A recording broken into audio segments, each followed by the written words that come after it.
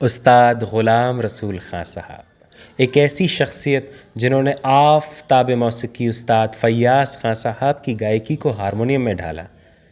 आफ़ताब मौसीकी उस्ताद फ़य्याज़ ख़ां साहब की गायकी को हारमोनियम में ढालना कोई आसान बात नहीं थी। दमदार लाग डाट वाली रंगीली गायकी को हारमोनियम में बजाने का साहस उस्ताद ग़ुलाम रसूल ख़ां साहब ने दिखाया। उस्ताद ग़ुलाम रसूल ख़ां साहब और आफ़ताब मौसीकी उस्ताद फ़य्याज़ ख़ां साहब दो बहनों की औलादें थीं, means they were maternal cousins. उस्ताद ग़ुलाम रसूल ख़ां साहब ने अपनी पूरी ज़िंदगी आफ़ताब मौसीकी उस्ताद फ़य्याज़ ख़ां साहब के साथ बड़ौदे में गुजारी। उस्ताद ग़ुलाम रसूल ख़ां साहब सिर्फ़ आफ़ताब मौसीकी उस्ताद फ़य्याज़ ख़ां साहब की ही संगत करते थे और उन्हें उसी में मज़ा आता था। उस्ताद ग़ुलाम रसूल ख़ां साहब का ये नायाब हारमोनियम आज भी उनके परपोते आदिल ख़ान के पास सही सलामत महफूज है। अपने बुज़ुर्गों की ऐसी नायाब चीज़ों को संभाल के रखने में आदिल ख़ान जैसे नौजवानों का बहुत बड़ा योगदान है। वाकई ऐसे सौयों साल पुराने बुज़ुर्गों के साज़ों को देखकर रूह तरोताज़ा हो जाती है। हम प्रणाम करते हैं ऐसे महान गुरु उस्ताद ग़ुलाम रसूल ख़ां साहब को, जिनका हिंदुस्तानी शास्त्रीय संगीत को प्रचलित करने में बहुत बड़ा योगदान है।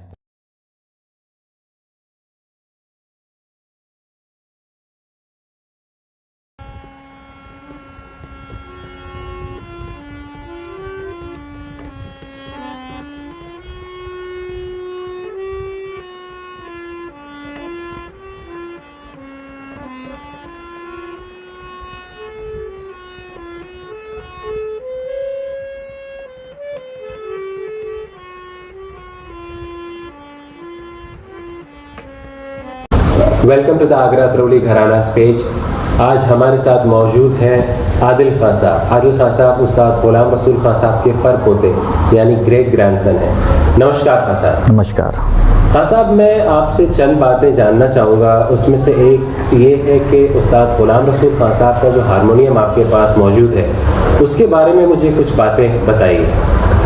जी, सबसे पहले तो ये सबसे हमारे लिए सौभाग्य की बात है कि इतने बड़े बड़े लोगों से हम रिलेटेड हैं और कोशिश कर रहे हैं कि उनकी जो विरासत है उसको आगे बढ़ाने की कोशिश कर रहे हैं हम। और ये हारमोनियम भी बड़े सौभाग्य की बात है कि हमें हमारे पास आया, इसको संभालने की जो जिम्मेदारी है।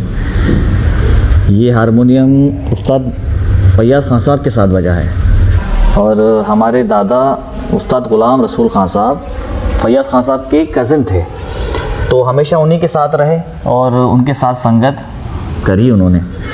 वैसे वो किसी और के साथ संगत नहीं करते थे, तो जब तक फ़य्याज़ ख़ान साहब गाना गाया तब तक उनके साथ संगत की। और हमारे परदादा ने कई सारे सोलो परफॉर्मेंसेस भी दिए हैं इसी हारमोनियम से। और उसके बाद फिर हमारे दादा ने संभाला, वो अपने शागिर्दों को सिखाते थे इसी हारमोनियम से और फिर वो उन्होंने मुझे दिया। तो ये मेरे पास है जब से, तो काफ़ी कीमती हारमोनियम है और जो फ़य्याज़ ख़ान साहब के साथ बजा और आज हमारे पास है। और आपने देखा कि कितना अच्छा कंडीशन में वैसा ही है जैसा कि था पहले। ख़ान साहब, मेरा एक और सवाल है कि हारमोनियम को आप कब से संभाल रहे हैं? हमारे दादा का इंतकाल हुआ 2007 में, तो जब से लेके अब तक हमारे पास ही है। लगभग 20 साल हो गए और ये उम्मीद करते हैं कि आगे वाली जनरेशन भी इसको ऐसे ही संभाले जैसे कि हमने इसको संभाला है अब तक और हमारे बुज़ुर्गों ने। ख़ान साहब, मैं ये ज़रूर जानना चाहूँगा कि ये हारमोनियम लगभग कितने साल पुराना होगा? ये हारमोनियम 100 साल से ज़्यादा पुराना है। इसका वो एग्जैक्ट तारीख तो हमें नहीं पता कि कब बना, लेकिन ऐसा सुना है कि 1911 में ये बाबूजी ने बनवाया था। ख़ान साहब, एक आखिरी सवाल, मैं आपको परेशान कर रहा हूँ लेकिन एक आखिरी सवाल कि उस्ताद ग़ुलाम रसूल ख़ां साहब की जो आपने संगत सुनी है फ़य्याज़ ख़ान साहब के साथ और दीगर भी जो आपने उनके रिकत सुने हैं, उससे आपको क्या इंस्पिरेशन मिलती है या आपने उसमें से क्या अपनाना चाहा? तो जो फ़य्याज़ ख़ान साहब की गायकी थी वो ऐसी दमदार और ऐसी मुश्किल ताने वगैरह पैटर्न, तो ग़ुलाम रसूल खान साहब के सिवा कोई और ऐसी संगत कर नहीं सकता था उनकी। वो जैसे फैयाज़ खान साहब की गायकी थी बिल्कुल वैसी ही संगत करते थे, और हर चीज़ जो उनकी रागदारी की प्योरिटी और जो ताने फैयाज़ खान साहब की जो ताने थी वो सारी वो ऐसी की ऐसी बजाते थे कि कोई और उनके सिवा संगत ऐसी कर नहीं सकता था। तो ये हमारे लिए सीखने की चीज़ है, इससे हमने काफ़ी सारा लिया है।